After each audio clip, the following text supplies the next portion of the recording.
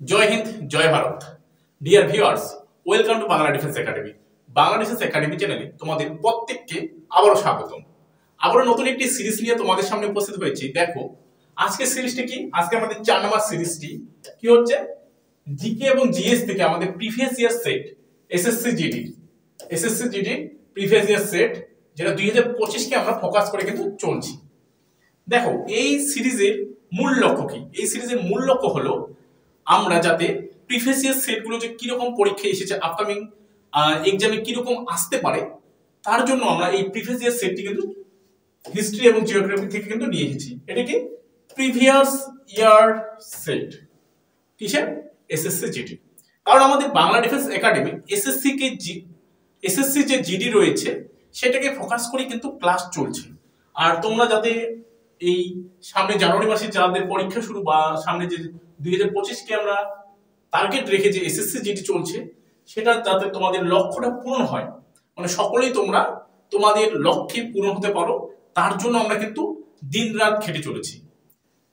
আর তোমরা যারা আমাদের এই এখন চ্যানেলটিকে সাবস্ক্রাইব করনি, তারা কিন্তু অবশ্যই চ্যানেলটিকে সাবস্ক্রাইব করবে এবং পাশে থাকা বেল আইকনটি প্রেস করে দিবে। তো চলো শুরু করি, দেরি না করে। আজকে আমরা এসএসসি জিডি 2025 কে ফোকাস করে যে আমাদের প্র্যাকটিস সেটটি চলছে বা প্রিভিয়াস ইয়ার প্র্যাকটিস সেটটি চলছে, সেটা নিয়ে আজকে আমরা আলোচনা করি। তো প্রথমে কি রয়েছে দেখো, প্রথম প্রশ্নটি দেখে নাও তোমরা, যে দেবপ্রয়াগে কি বললাম, দেবপ্রয়াগে ভাগীরথী ও ড্যাশ মিলিত হয়েছে।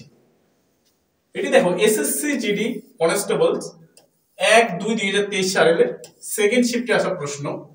তোমরা জানো যে এটা গঙ্গা নদী থেকে, তাই তো? তাই আমরা গঙ্গা নদীর এখানে চিত্রটি নিয়ে এসেছি। এই যে গঙ্গা নদী, এটা হচ্ছে গঙ্গা নদী। এবার দেখো গঙ্গা কোথায়, এর নাম হলো গঙ্গা। এই দেবপ্রয়াগে কিন্তু নাম হয় গঙ্গা। কি কি? ভাগীরথী আর কোন নদী? দেখো এখানে অপশনগুলো রয়েছে আলাকানন্দা, ঘরঘোড়া, কোশি, যমুনা, তাই তো? এখানে কি রয়েছে? 4টা অপশন রয়েছে তোমাদের। এই 4টা অপশনের মধ্যে আমরা জানবো যে অলকানন্দা আর ভাগীরথী এক জায়গায় মিলিত হয়ে নাম নিয়েছে কি? দেবপ্রয়াগ, তাই তো? এই দেবপ্রয়াগ থেকে আমরা ভাগীরথী এবং অলকানন্দার আরেক নাম জানবো, সেটা হচ্ছে গঙ্গা। ঠিক আছে? আর ভারতের দীর্ঘতম নদী হচ্ছে কি? এই গঙ্গা, যার দৈর্ঘ্য 2525 কিলোমিটার। এবার প্রশ্ন আরেকটি দিয়ে দেয় যে এই যে ভাগীরথী রয়েছে বা গঙ্গা রয়েছে, গঙ্গা নদী বেসিক্যালি কোন পাহাড় থেকে বেরিয়েছে? আমরা যদি দেখি এটা উত্তরপ্রদেশ থেকে, উত্তরাখণ্ড থেকে বেরিয়েছে। কোথা থেকে? উত্তরাখণ্ড, তাই তো? এই উত্তরাখণ্ডের আরেক নাম কিন্তু রয়েছে হুমায়ুন হিমালয়। কোন হিমালয়? হুমায়ুন হিমালয়। এটি কিন্তু হুমায়ুন হিমালয় থেকে বেরিয়েছে। যেখান থেকে বেরিয়েছে এই উত্তরাখণ্ডে যদি আমরা দেখি, উত্তরকাশী জেলা থেকে। কোথা থেকে? উত্তরকাশী জেলা থেকে। গঙ্গোত্রী গোমুখ হিমবাহ থেকে কিন্তু এটি উৎপত্তি লাভ করেছে। দেখো এছাড়াও দেবপ্রয়াগ ছাড়াও এখানে কিন্তু আমাদের টোটাল আমরা যদি দেখি, আলকানন্দার মধ্যে 5টা টোটাল প্রয়াগ রয়েছে দেবপ্রয়াগ নিয়ে। ঠিক আছে? এই প্রয়াগগুলো তোমরা কিন্তু দেখে নেবে, পরীক্ষায় কিন্তু আসে যে কোন কোন প্রয়াগ রয়েছে। আর এই যে গঙ্গা নদী কি বললাম, ভাগীরথী আর আলাকানন্দা দুটি এক জায়গায় মিলিত হয়েছে, নাম হলো দেবপ্রয়াগ। দেবপ্রয়াগ থেকে এর নাম গঙ্গা। গঙ্গার মোট দৈর্ঘ্য 2525 কিলোমিটার। এটি উত্তরাখণ্ড রাজ্যের থেকে উৎপত্তি লাভ করেছে। আর উত্তরাখণ্ডের আরেক নাম হচ্ছে, আমরা কি দেখবো, হুমায়ুন হিমালয়। আর যেটা হচ্ছে উত্তরাখণ্ডের উত্তরকাশী জেলা থেকে কিন্তু উৎপত্তি লাভ করেছে। বোঝা গেল? আর কোথায় পতিত হয়েছে? বে অফ বেঙ্গলে। আমরা দেখবো যে পশ্চিমবঙ্গে এসে এই নদী দুটি ভাগে বিভক্ত হবে। একটা চলে যাবে আমাদের কোথায়? বাংলাদেশে, যেটা পরবর্তীকালে কি নামে? পদ্মা নদী নামে। এবং আরেকটি হচ্ছে আমাদের পশ্চিমবঙ্গের উপর দিয়ে প্রথমে ভাগীরথী, কি নাম? ভাগীরথী। আর একটি হচ্ছে পরবর্তী ভাগীরথী পরে হবে হুগলি। আর একটি পদ্মা নামে বাংলাদেশে। কি নাম? পদ্মা। এদিকে আবার আমাদের ব্রহ্মপুত্র আসবে, ব্রহ্মপুত্র আর পদ্মা এক জায়গায় মিলিত হবে, নাম হয়ে যাবে কি? মেঘনা। বোঝা গেল? তো এটি আমাদের কি হবে, অপশন নাম্বার এ আমাদের কিন্তু সঠিক অ্যান্সার হবে। তো আলাকানন্দা, দেবপ্রয়াগ, ভাগীরথী এবং ড্যাশ মিলিত হয়েছে কোথায়? আমরা দেখব আলাকানন্দায় মিলিত হয়েছে। নেক্সট প্রশ্ন দেখো কি রয়েছে এখানে, শিল্প উন্নয়নের অসুবিধা হলো। দেখো যদি আমরা শিল্পতে উন্নয়ন করতে চাই তাহলে আমাদের কি কি অসুবিধা হতে পারে, এটি দেখো অপশনগুলো দেখে নিই। টেকসই উন্নয়ন, দূষণ, উচ্চ রাজস্ব সংগ্রহ, অর্থনৈতিক প্রবৃদ্ধি। তো এখানের মধ্যে কোনটি তোমাদের হতে পারে তোমরা অবশ্যই কমেন্ট করে জেনে কমেন্ট বক্সে কমেন্ট করে দাও। তো এখানে আমাদের সঠিক অ্যান্সার হবে কিন্তু দূষণ। অপশন নাম্বার বি আমাদের এখানে কিন্তু সঠিক অ্যান্সার হচ্ছে। শিল্প উন্নয়নের ফলে কি হবে? শিল্প উন্নয়নের ফলে কিন্তু দূষণ হবে। এছাড়াও কি হবে, যেখানে আমরা শিল্প উন্নয়ন করব সেখানকার যে পরিবেশ মানে প্রাকৃতিক পরিবেশ সেটাও কিন্তু আমাদের কি হবে, বিপরীতমুখী হবে। সেখানে গাছপালা কাটা যাবে, তাই না, বন জঙ্গল কাটা যাবে। তো যার ফলে আমাদের কি পরিবেশেরই ক্ষতি হয় কিন্তু। নেক্সট প্রশ্ন দেখো কি রয়েছে, চুনাপাথর, চক এবং মার্বেল ড্যাশের বিভিন্ন রূপ। দেখো এটা সেকেন্ড শিফটে আসা প্রশ্ন। Calcium oxide, calcium carbonate, calcium hydroxide, calcium phosphate. কি বললাম, চুনাপাথর, চক এবং মার্বেল ড্যাশের বিভিন্ন রূপ। সেটা কি হবে, অপশন নাম্বার বি আমাদের কিন্তু সঠিক অ্যান্সার, ক্যালসিয়াম কার্বনেট এর বিভিন্ন রূপ কিন্তু এই যে চুনাপাথর, চুন এগুলো। নেক্সট প্রশ্ন দেখো কি রয়েছে, অর্থশাস্ত্র লিখেছে। তোমরা সকলেই জানো অর্থশাস্ত্র কার লেখা, অপশনগুলো দেখে নেই। কৌটিল্য, বিষাদ দত্ত, মেগাস্তিনিস, বাসুদেব। তো অর্থশাস্ত্র কে লিখেছেন? অর্থশাস্ত্র লিখেছেন অপশন নাম্বার এ কৌটিল্য পণ্ডিত। যদি আমরা দেখি কৌটিল্যের অপর কি কি নাম রয়েছে, দেখো কৌটিল্যের আরো অপর নাম রয়েছে বিষ্ণুগুপ্ত, কি বললাম, বিষ্ণুগুপ্ত, চাণক্য। দেখো চাণক্য বা বিষ্ণুগুপ্ত বা এই যে কৌটিল্য যে কিনা অর্থশাস্ত্র লিখেছেন। এ কে ছিলেন? এ যদি আমরা দেখি চন্দ্রগুপ্ত মৌর্য যে রয়েছে তার কিন্তু গুরু ছিলেন, ঠিক আছে। এবং চন্দ্রগুপ্ত মৌর্যকে সিংহাসন পাওয়ার পেছনে যদি আমরা দেখি মূল যে ব্যক্তিটি তার নাম কৌটিল্য, চাণক্য বা বিষ্ণুগুপ্ত, ঠিক আছে। নেক্সট দেখো পরের প্রশ্ন কি রয়েছে, দেখো নিম্নের মধ্যে কে হর্ষবর্ধনের সভাকবি এবং হর্ষচরিতের রচয়িতা। তো অপশনগুলো দেখে নাও আমরা এখানে কি কি রয়েছে দেখে নিই। রাজশেখর, কালিদাস, আর্যভট্ট, বাণভট্ট। তো কি বলছে, হর্ষচরিত। হর্ষচরিত কার লেখা? অপশন নাম্বার ডি কিন্তু আমাদের সঠিক হয়ে যাবে, বাণভট্টের লেখা। হর্ষচরিত কার লেখা? বাণভট্টের লেখা। বাণভট্টের লেখা। বাণভট্ট হলো কি হর্ষবর্ধনের, আমরা যদি দেখি হর্ষবর্ধনের সভাকবি, কি সভাকবি। এছাড়াও তিনি আরেকটি লিখেছেন, বাণভট্ট আরেকটি বই লিখেছেন, তার নাম হচ্ছে কাদম্বরী। কি নাম? কাদম্বরী,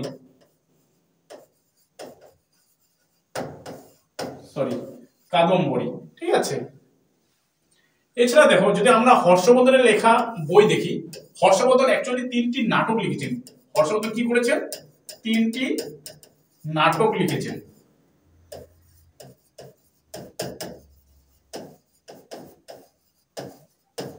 কি কি? রত্নাবলী, এগুলো কিন্তু পরীক্ষায় আসে, তার জন্য আমি লিখে দিচ্ছি। রত্নাবলী, প্রিয়দর্শিকা,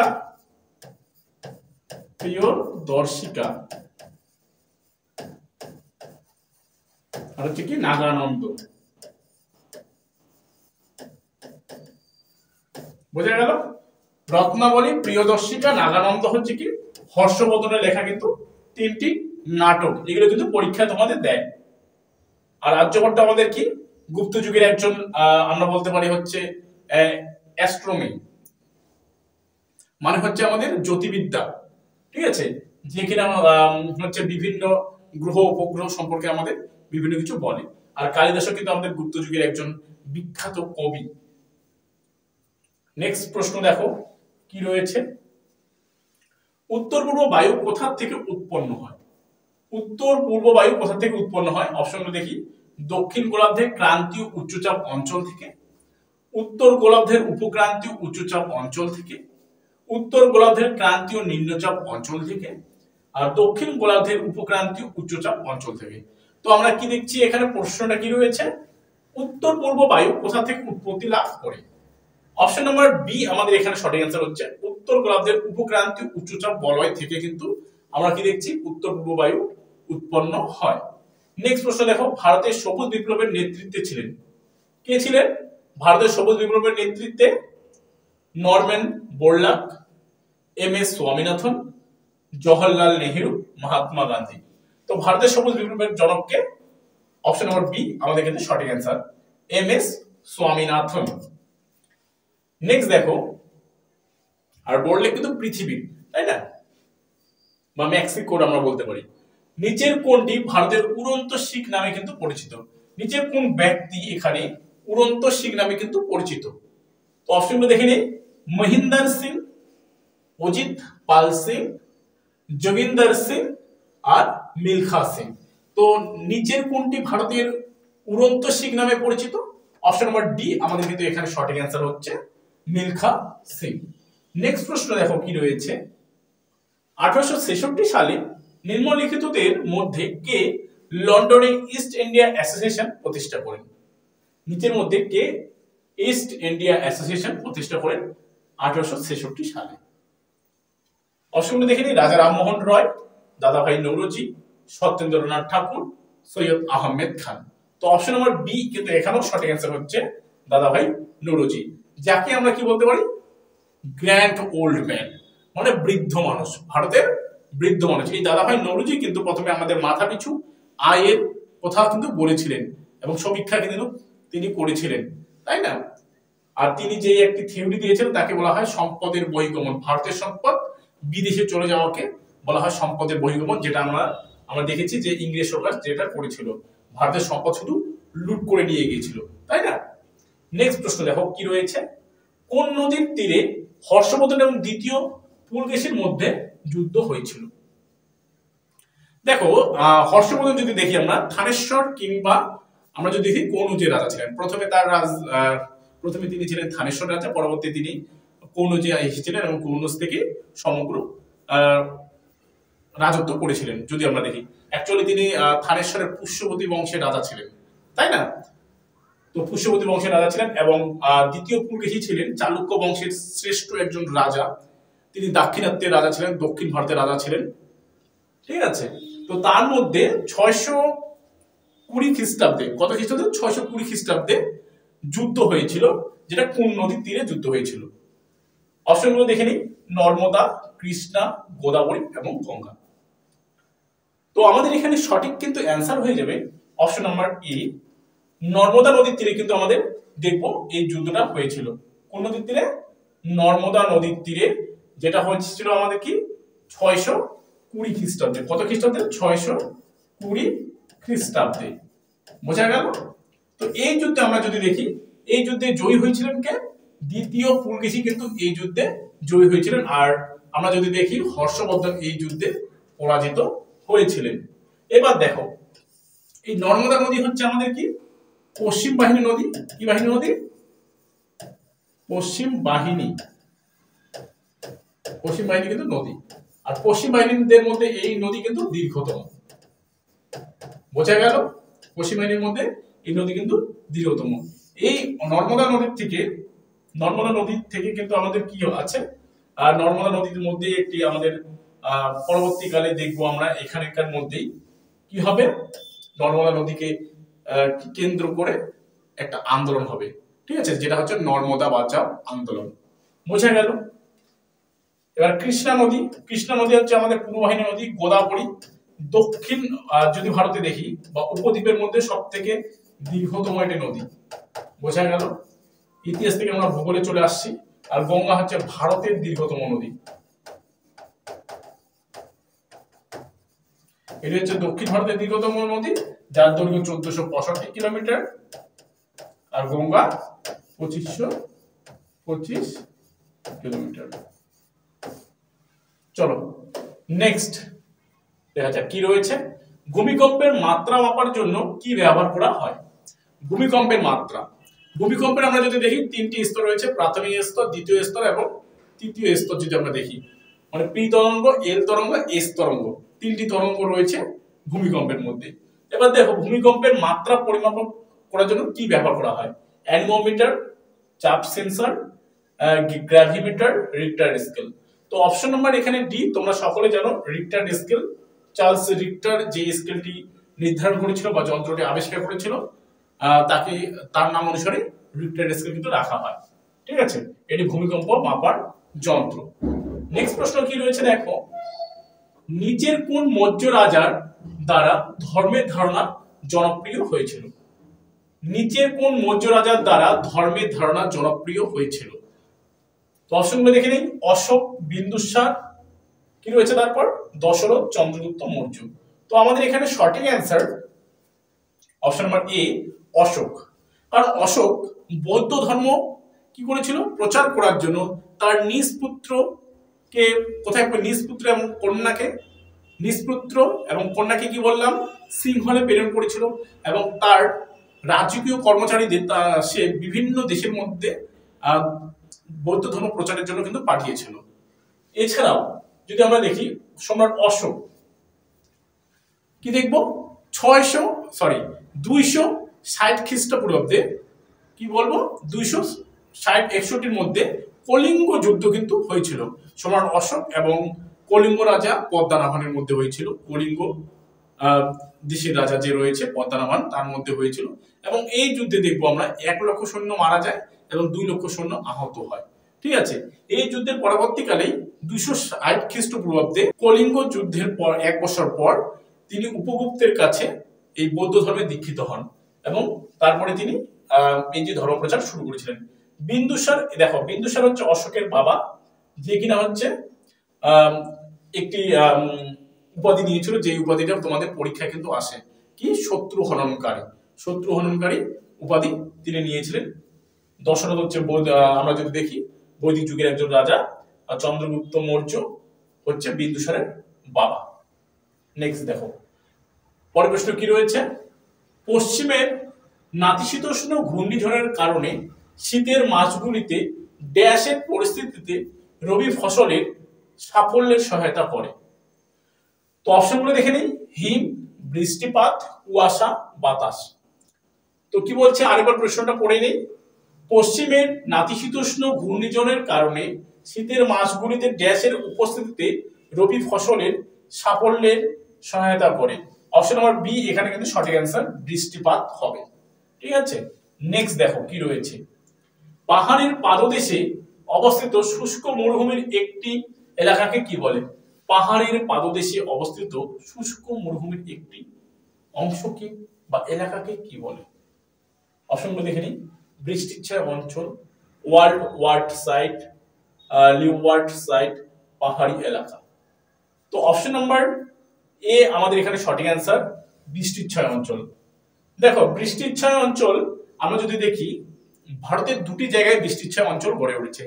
এক, মেঘালয়ের রাজধানী শিলং, কি বললাম 1 নম্বর হচ্ছে মেঘালয়ের রাজধানী শিলং, আর 2 নম্বর কি পশ্চিমঘাট পর্বতের পূর্ব ঢাল। পশ্চিমঘাট পর্বতের পূর্ব ঢাল তোমরা নোটস করে নেবে। এই দুটি জায়গা হচ্ছে আমাদের বৃষ্টিচ্ছায় অঞ্চল। বোঝা গেল? নেক্সট প্রশ্ন দেখো, নিচের মধ্যে কে ভাকাটর রাজবংশের প্রতিষ্ঠাতা ছিলেন? নিচের মধ্যে কে ভাকাটর রাজবংশের প্রতিষ্ঠাতা ছিলেন? অপশনগুলো দেখে নেই। প্রভার সেন আই, বিন্ধ শক্তি, দ্বিতীয় প্রভার সেন, প্রভাবতী গুপ্ত। তো এখানে আমাদের বি নাম্বার অ্যান্সার হচ্ছে সঠিক অ্যান্সার, বিন্ধ শক্তি। নেক্সট দেখো পরের প্রশ্ন কি রয়েছে, 1928 সালে দিল্লির হিরোজ-শাহ কোটলা মাঠে একটি সভায় ড্যাশ প্রতিষ্ঠিত হয়। এর নেতাদের মধ্যে ছিলেন ভগৎ সিং, যতীন দাস এবং অজয় ঘোষ। তো এটা কি প্রতিষ্ঠিত হয়েছিল? All India depression classes association, Madras presidency association, Kabui Naga Samiti, D number কি রয়েছে হিন্দুস্তান সোশ্যালিস্ট রিপাবলিকান অ্যাসোসিয়েশন।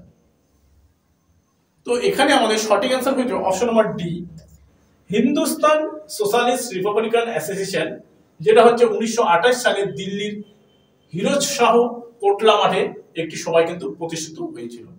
যার প্রতিষ্ঠাতা হচ্ছেন আমাদের বিশেষ করে যদি নাম দেখি ভগৎ সিং, তাই না? ভগৎ সিং আমাদের একজন বিপ্লবী, একজন বীর, তাই না? আমরা পড়েছিলাম যে ভগৎ সিংকে কেউ ভুলো না, এমন বীর নেই তুলনা। ভগৎ সিংকে কেউ ভুলো না, এমন বীর নেই তুলনা। এটা আমরা ছোটবেলায় পড়েছিলাম। আর ভগৎ সিং ছিলেন একজন বিখ্যাত আমাদের কি বিপ্লবী, তিনি কিন্তু এটি প্রতিষ্ঠিত করেছিলেন। নেক্সট প্রশ্ন দেখো, পশ্চিমবঙ্গ কোন দেশের সাথে তার দীর্ঘতম সীমানা ভাগ করে? পশ্চিমবঙ্গ তার কোন দেশের সাথে দীর্ঘতম সীমানা ভাগ করে? ভুটান, নেপাল, মায়ানমার, বাংলাদেশ। যদি আমরা দেখি তো এখানে আমাদের সঠিক অ্যান্সার হয়ে যাবে অপশন নাম্বার ডি, বাংলাদেশ। ঠিক আছে, বাংলাদেশের সঙ্গে আমরা যদি দেখি পশ্চিমবঙ্গ সব থেকে দীর্ঘতম বাউন্ডারি শেয়ার করেছে। এবার যদি দেখি মোট ভারতের মোট যদি আমরা দেখি কত কিলোমিটার দীর্ঘ ভারতের বাংলাদেশের সঙ্গে শেয়ার করছে, সেটা হচ্ছে 4096.7 কিলোমিটার। বোঝা গেল? 4096.7 কিলোমিটার বা 4096 কিলোমিটার যদি আমরা বলি, ভারতের সঙ্গে বাংলাদেশের সীমানা রেখা রয়েছে, যেটা ভারতের মধ্যে অন্যান্য দেশের মধ্যে এটা হচ্ছে দীর্ঘতম সীমানা। এবার যদি বলি বাংলাদেশের থেকে পশ্চিমবঙ্গের, যদি আমরা দেখি পশ্চিমবঙ্গের মোট আমাদের 23টা জেলা রয়েছে, তাই না? 23টা কি রয়েছে? জেলা রয়েছে। তার মধ্যে আমরা দেখব 10টা জেলা, পশ্চিমবঙ্গের 10টা জেলা কি রয়েছে? বাংলাদেশের সঙ্গে তার সীমানা স্পর্শ করেছে। ঠিক আছে, এই 10টা জেলা কি কি আমরা যদি দেখি, কোচবিহার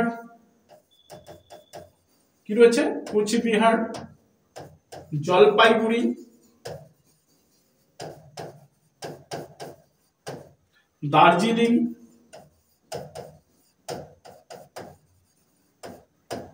তার হচ্ছে উত্তর দিনাজপুর,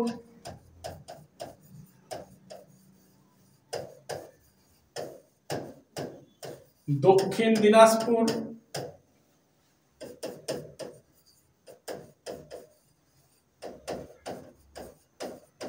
এরপরে রয়েছে মালদা,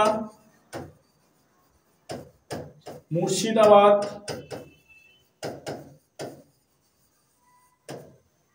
তারপর রয়েছে নদিয়া, উত্তর 24 পরগনা, পরগনা বা পরগনা হয়, আর হচ্ছে দক্ষিণ 24 পরগনা, দক্ষিণ 24 পরগনা। এই 10টা রাজ্য জেলা কিন্তু আমাদের কি করছে? বাংলাদেশের সঙ্গে তার বাউন্ডারি শেয়ার করছে। আর আমাদের যদি দেখি মোট 5টা রাজ্য, কটি রাজ্য? মোট 5টা রাজ্য বাংলাদেশের সঙ্গে কিন্তু সীমানা কি করেছে? স্পর্শ করেছে। এছাড়াও পশ্চিমবঙ্গ যদি দেখি, ভুটানের সঙ্গেও তার সীমানা স্পর্শ করে, নেপালের সঙ্গেও কিন্তু তার সীমানা স্পর্শ করে, শুধু মায়ানমার বাদ দিয়ে। ঠিক আছে, নেক্সট দেখে নিই কি প্রশ্ন রয়েছে। ভারতে বর্ষা জুনের শুরু থেকে সেপ্টেম্বর মাঝামাঝি পর্যন্ত ড্যাশ দিন স্থায়ী হয়। মানে আমাদের যে বর্ষাকালটা সেটা কোন মাস থেকে কোন মাসে স্থায়ী হয় সেটা জানতে চেয়েছেন, বা কত দিন হয় সেটা জানতে চেয়েছেন। 100 থেকে 120, 60 থেকে 80, 260 থেকে 280, 200 থেকে 240। তো এখানে আমাদের কি অ্যান্সার হয়ে যাবে বলো তো? অপশন নাম্বার এ আমাদের সঠিক অ্যান্সার। 100 থেকে 120 দিন কিন্তু আমাদের কি এই বর্ষাকাল কিন্তু স্থায়ী থাকে।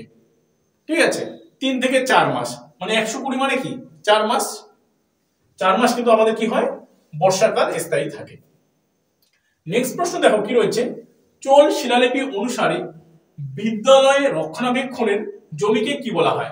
দেখো কিছুদিন আগেই আমি চোল সাম্রাজ্য কমপ্লিট করলাম, তোমরা সেটা দেখে নিবে। দাক্ষিণাত্যের যে আমাদের 4টা সাম্রাজ্য রয়েছে, চালুক্য, পল্লব, রাষ্ট্রকূট, চোল। ঠিক আছে, এই যে বংশগুলো, রাজবংশগুলো আছে সেটা আমরা একবারে বিস্তারিতভাবে পড়েছিলাম। তোমরা যদি সেই ভিডিওটি না দেখে থাকো তাহলে কিন্তু অবশ্যই দেখে নিবে। ঠিক আছে, তো কি বললাম? চোল শিলালিপি অনুসারে বিদ্যালয়ের রক্ষণাবেক্ষণের জমিকে কি বলা হয়? অপশনটা দেখে নাও। ভেলানা ভাগাই, দেবদান, ব্রহ্মদেয়, শালভোগ। তো অপশন নাম্বার ডি এখানে আমাদের কিন্তু সঠিক অ্যান্সার হবে, শালভোগ বলা হয়। বিদ্যালয়ের রক্ষণাবেক্ষণের জমিকে বলা হয়। লোহা ও ইস্পাত হলো ড্যাশ শিল্প। এটি আমাদের লাস্ট আজকের কোশ্চেন। লোহা ও ইস্পাত হলো ড্যাশ শিল্প। তো কি হবে? কৃষি, তাপ, কৃষি ভিত্তিক না খনিজ ভিত্তিক? তো লোহা ও ইস্পাত শিল্প হলো ড্যাশ শিল্প। Option number D. তোমরা সকলে জানো খনিজ ভিত্তিক শিল্প লোহা এবং ইস্পাত। তো এই ছিল আজকে আমাদের 20টি প্রিভিয়াস ইয়ার কোশ্চেনস। ভিডিওটি ভালো লাগলে অবশ্যই একটি লাইক করবে কিন্তু, এবং বন্ধুদের মাঝে শেয়ার হবে।